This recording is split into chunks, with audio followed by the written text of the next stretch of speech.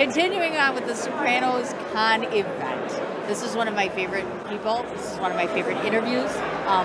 Why? Because I see far more than Henry Hill. But we'll start off with Mr. Christopher Serrone is here. So we should talk about Goodfellas because it's iconic for many reasons. I want to talk to you because I don't get a chance to speak to a lot of child actors or younger actors that become older actors.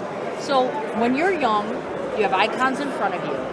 I know that you've talked about what you've learned from them.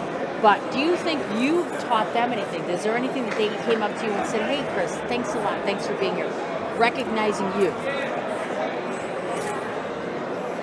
I think, everybody kind of took me under their wing. So if I had any issues or questions, I didn't even have to ask. They'd be like, is there anything you need? Sure. Particular Paul Sorvino. Of everybody, we had a lot of scenes together. So before the camera would come on, he'd be like, hey, kid, you ready? We just got a couple more. We're good. Some little supportive talks. But, I kind of just sat back and let everything happen. I was like the grand observer. Sure. I was a kid in the candy store. Everything was, of all the guys, Paulie would be the one I would say that took me under his wing. Mind you, everybody did. Oh, sure, absolutely. Now, you're also working with an iconic director. Because you were young, did you even know of him? Did you know of his work? Was this all just new to you? So I wasn't allowed to watch most of the movies that these guys were known for. Of course. Now that being said, I was given a little lenience. I did a lot of this, a lot of that. But, it wasn't until I was about 15, 16. Mind you, the movie had been out about 3-4 years that it kind of like, oh, wow. Sure. I had to have a little life experience, grow up a little. I was a kid. Sure. But when I did start to grow up, it became more and more obvious. Oh, wow. Mind you, fast forward to today, I never would have thought what I did back then would be what it is now. Oh, yeah. Just incredible. Well, looking at gangster movies as a whole, if you look at, you've got The Godfather, you've got Casino, you've got Goodfellas, how do you think your film stands out among those? Because they all are similar but different. So, like versus The Godfather, I think Goodfellas is a little bit more relatable just because of the time frame. Parts of The Godfather go back to the turn of the century, the Italian migration, Ellis Island. Sure. That's quite some time ago. Goodfellas, I think, because of the music Martin Scorsese used, all that great rock and roll, my dad remembered those songs. I remember those songs. And the fact that the cars aren't from the 30s or 40s, everything is more, it doesn't seem like it's the 80s. Oh, right. It could be yesterday. Oh, sure. Absolutely. You betcha. The dialogue was more, and I'd be honest, Goodfellas is a comedy. A lot, with all those great one-liners.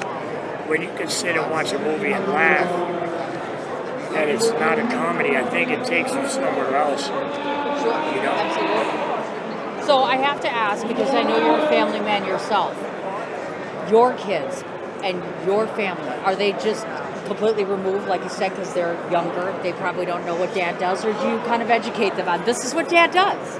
So my wife let my daughter watch my part of Goodfellas. Mind you, my part of Goodfellas isn't too bad. Oh, right.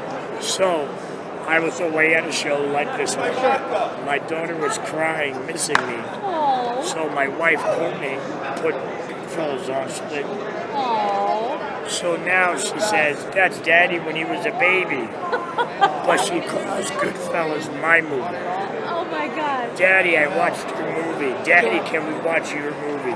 So whenever I go out of town, they watch Goodfellas. Oh, that's so cool. Look at that. Yeah. Now, you've been around for a while. You've done the industry for a while. So I'd like you to talk a bit about those that are thinking about becoming actors. I guess one of the biggest things I'd like you to speak to, we've talked about longevity today, but for your purposes, for instance, how do you prepare yourself to be available to work with, whether it's small or bigger actors? You've had the good fortune of that. How do you prepare yourself for the unknown? At any given point in time, you could have that shot just like that. So, well, the first thing I would say is you can't look at them as big and small actors. Absolutely. Can't look at them as big and small parts, big or small movies. For me, it's about the art and the process. Sure. So it doesn't matter if you've been in 10 movies or none. Right. First-time directors, they could be fantastic. Sure. So I give everybody the credit they deserve, but for me, it's all about preparation. I did a World War II film, and I literally, so I live in Colorado. Right. I went down to the Air Force Academy. Mind you, it's not easy just to gain access, because you have to have purpose to be on base. Oh, sure. But I got a hold of like the liaison for like film and TV, like the officer that does that. Okay. And I explained to him, hey, I'm doing a World War II film about paratroopers. Sure. Is there anything I could do to like pick your brain and, could you, or even on a phone call, give me some insight? Sure. He was so taken aback.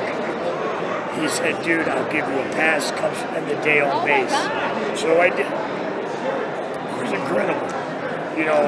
People love to help an actor out. Absolutely. Especially with something like the military, like this film. That lieutenant was very passionate about his career and so on. So he really did tell me, no, this versus that. And, subtleties. But at the end of the day, I was that much better at what I was doing because he took the time to tell me and show me the ropes. Oh, I got you. But it's all about preparation. You don't have to know anything about the role or the character, but once you find out what you're doing, all the information you can gather, written, video, word of mouth, anything, get it. Oh, sure. And preparation along with that is Prep, you obviously. Prep. I'm 100 times in the mirror. Now, how do you juggle this? Let's say, for instance, now you've got a family, so all of a sudden somebody says, Chris, we want to use you for this on the fly.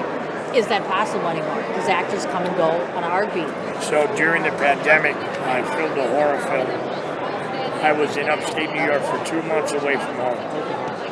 It was the longest I've ever been away from the family. It was very hard. FaceTime doesn't quite. Oh, of course, with kids too, sure. But thankfully I have the most supportive woman possible. Aww. She lets me do what I want to do, what I have to do, because this is what I want. Right. And I'll be honest, if it wasn't for her, I wouldn't be here today. Because she's at home with the babies. Of course. Somebody's got to take care of the family, of course. So You bet. when they say behind every good man, there's a great woman. That's exactly right. Now, I love you. in terms of other things that you do, because people want to know this, I've heard fans and followers of yours say, okay, so outside of acting, does Christopher do other creative things? So I'm a bit of a nerd. I love reading. I was a history major. So I watch a lot of like old World War II movies, but I read. I have a couple screenplays that I've been tweaking over the years. Okay. I wrote a mob film. Mind you, I wrote it as a TV series and as a film. So I get you. depending on who or what wants to pick it up, we can go either way. Sure. But I like to write. Oh, very, very nice. Now, do you think in the future you'll find yourself producing, directing? I think it's kind of the natural progression. It is. It is. So you do, you get your foot in the door.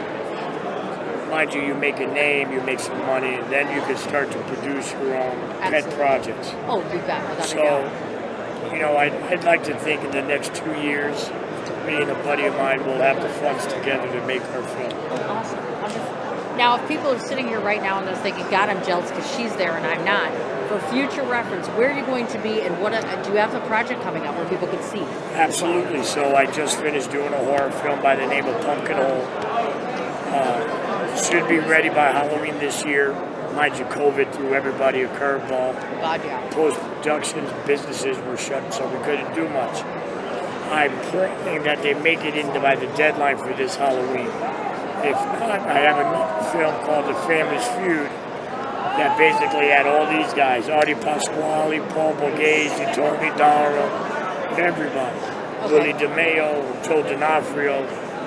all the usual suspects. Yes. The usual suspects, yes. Mind you, I can't give you an exact date because of COVID I and get it. editing. Of course. But those two, and then we're supposed to be filming a bunch of other stuff. That's now everything is slowly coming back after COVID. Oh, So there's a lot going on. Thank God, knock on wood. Thank you, Lord. Absolutely.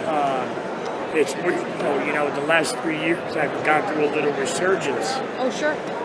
But I noticed that happens in our industry. Oh, God, yes. You know, there's like a 20-year gap sometimes. Oh, God, yeah. But you know what? I started my family. I went to college. Absolutely. So Yep. I gained a little more life experience for my next goal. There you go. Absolutely. You bet. Now, will you do another live event? Do you have something penciled yet? So I'm doing. I'm sorry I lost my voice, guys. I was just going to say. Sorry about that. But I'm doing my first ever charitable cancer dinner. Oh, nice. Yeah. Cancer's a mean son of a bitch. Yes. You know, we've all lost someone close to us due to it, most likely. Yes. So I'm really looking forward to that. It'll be out in St. Louis. Okay.